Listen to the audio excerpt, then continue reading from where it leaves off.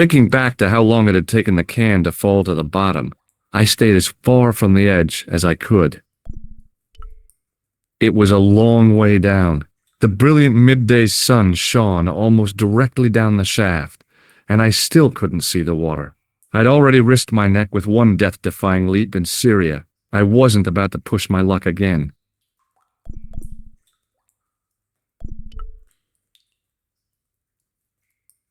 Sometime in antiquity, there'd been a rock slide. Big ones. I wished I'd had a hard hat. I'd need tools to move all that stuff, heavy equipment that just wasn't available.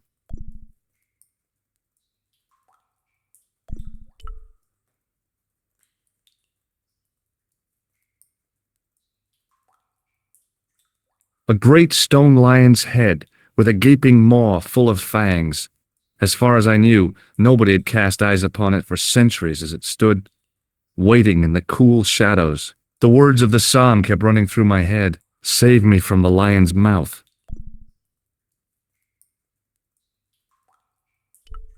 From a distance, the lion's head had been impressive. Close up, it was frightening. Hey, one of the fangs is a separate piece. A great stone lion's head, with a gaping maw full of fangs. As far as I knew, nobody had cast eyes upon it for centuries as it stood, waiting in the cool shadows. The words of the psalm kept running through my head, "Save me from the lion's mouth."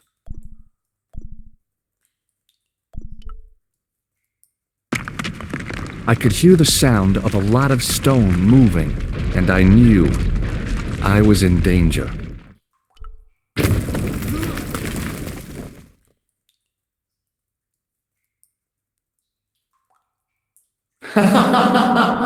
Oh, very funny, you psychos! Signor, are you all right? It's okay, Lopez, I'm fine! Hey, tutto mi andata! You gave me a scare! Nice try, Templars.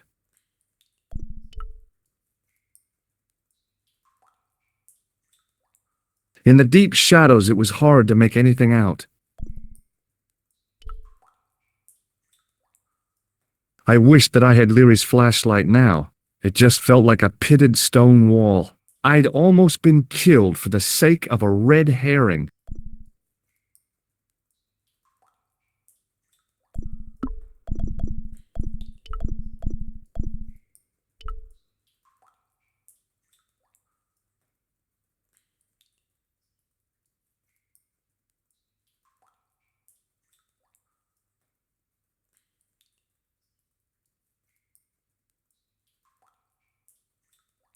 There, in the middle of the door, I could see some kind of socket. It looked like this wasn't quite the dead end it seemed.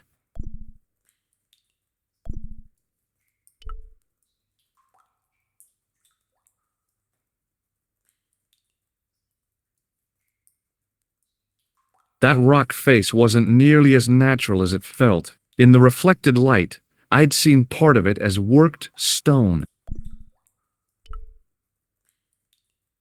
Now I knew what I was looking for. It only took a few moments to find it.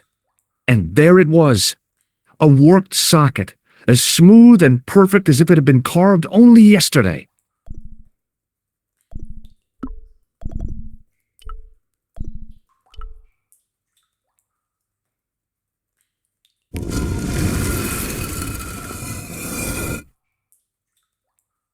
Open sesame! Another secret door.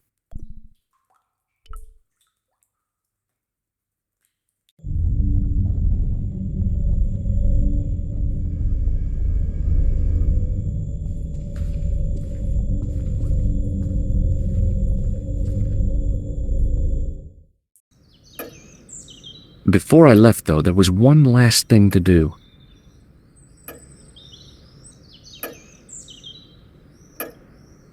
You won't be needing that replacement piece anymore, Countess. I found it with the children. You'll probably want to be alone for a while. I'll be out in the garden with Lopez.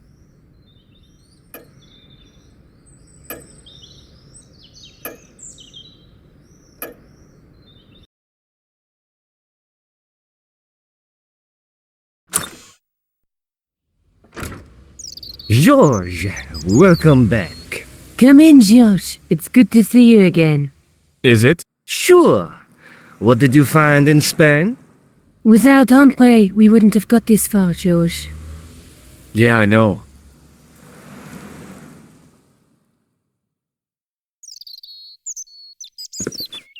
The clues led to an underground chamber at the bottom of a well. The Templars had left a tapestry showing a chessboard. The white pieces were vastly outnumbered. There was a stream running across the board, and a Templar knight on a horse. Does it mean anything to you, André? No, nothing. Maybe we should tell André what else you found, George. There's a map and a Latin inscription to the west at the edge of the world. George found that in a cave in Syria. Yeah, where the assassin almost killed me.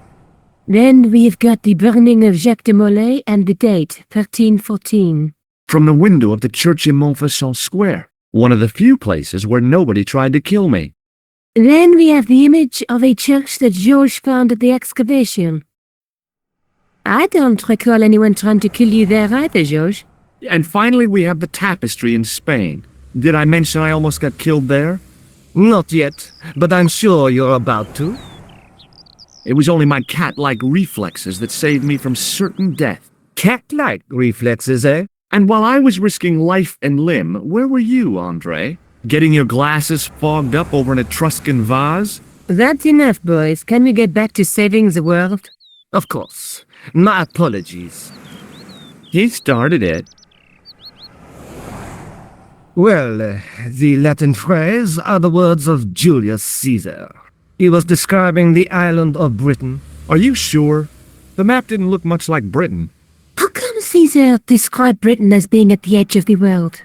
To the Romans, the Mediterranean was the center of the universe. Britain was a remote, unfriendly place, inhabited by blue-painted savages. It hasn't changed much. Well, they've stopped painting themselves blue. Except when they go to a football match. They used an extract from a plant called woad, Icetis tinctoria. The Scots were using it until fairly recently in the wars with the English. Fairly recently? I don't recall the Scots being at war with the English. How recently are you talking about? I believe William Wallace's men used it in the 13th century. They might well have been using it as late as... You can't remember, can you?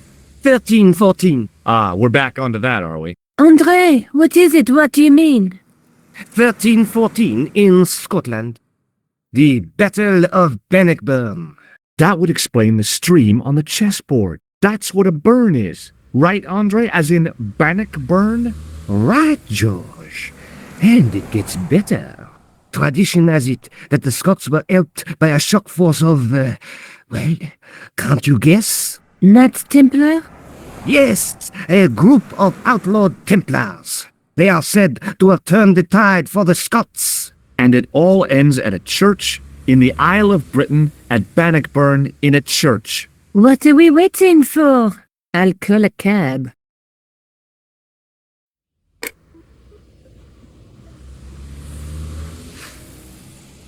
I can't go.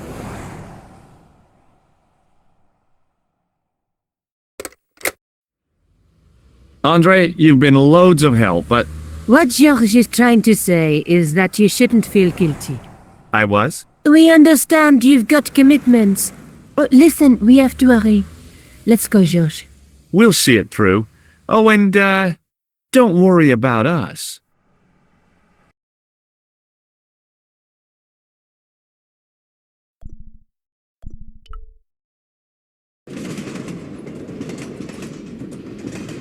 It must be done. Oh, I guess so. And we must be nearly there.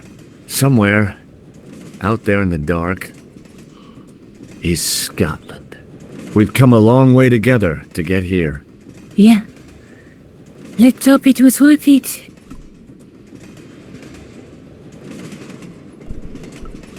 There's something I've been meaning to say to you, Nico.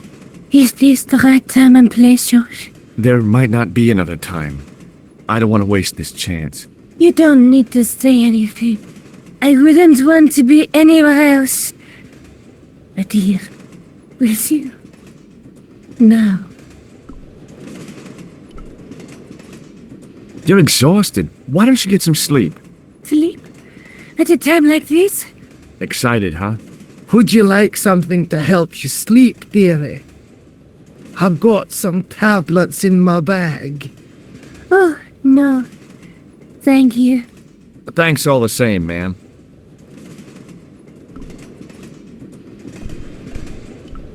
I've still got the clown's nose. So I see. You should throw it away, George. I wonder where Khan is now. Forget about him. He must be miles away. This thing has got me out of a few scrapes. Maybe I should get one. Hard to believe this thing saved my life. I'll buy you a new one when we get back. I wonder if there ever was a Thomas Merlin. Didn't I tell you? I checked. There wasn't. Do you want to look after this ticket? Not me. I don't want to get involved with the British Railways official.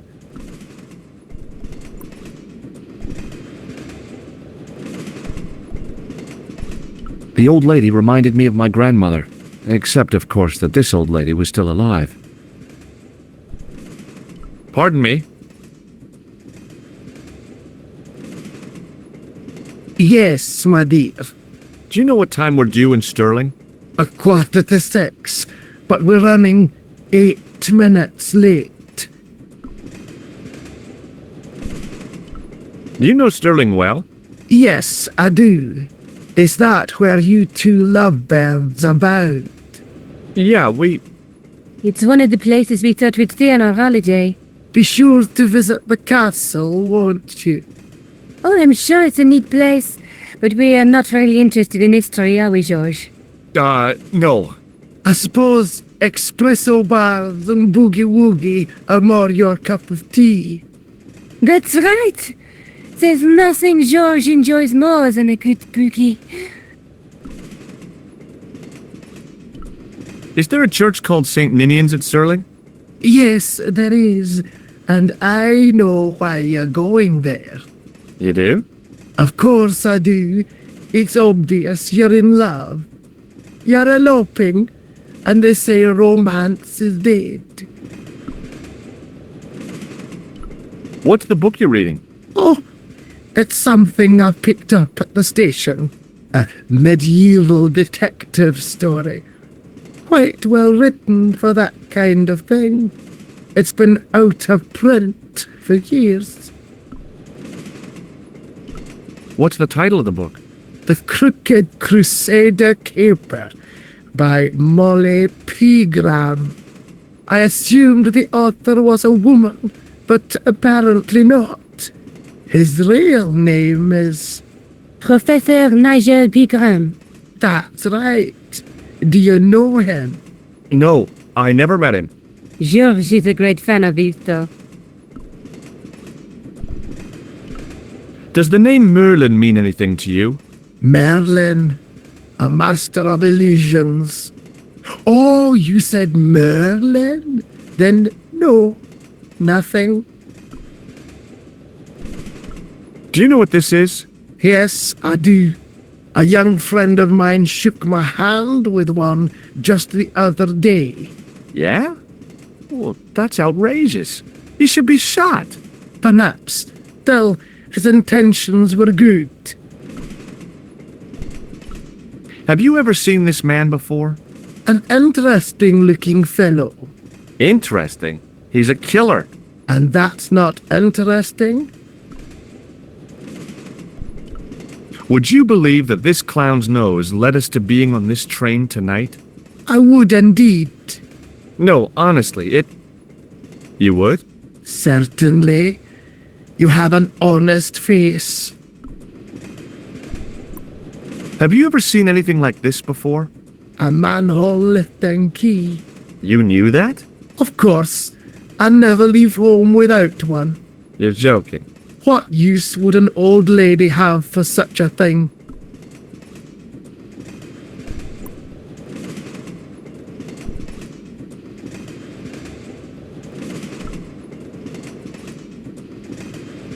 Where are you going, George?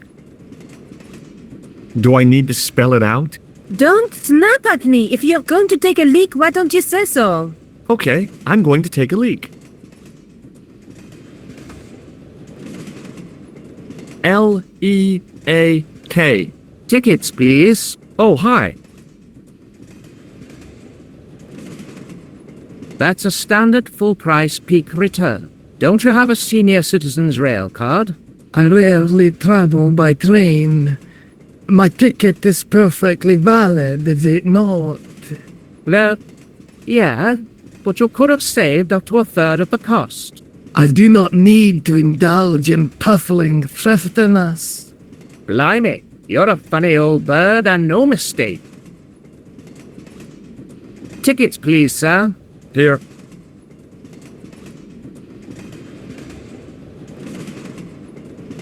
Off to Sterling, eh? Yes, we are. Well, I hope you won't be disappointed. It's a miserable place this time of year. Still, there's plenty of pubs and a lovely view from the castle. Thank you. I don't want to worry you, but there was something familiar about that guy. Are you sure? You're tired. Perhaps you're mistaken. Maybe. But I didn't like the look in his eyes when he spoke to you. Can't you sit still, George? I need to go to the John. While you're there, check out the buffet car, George. Unthinkable though it is, I am hungry enough to eat English food. Okay.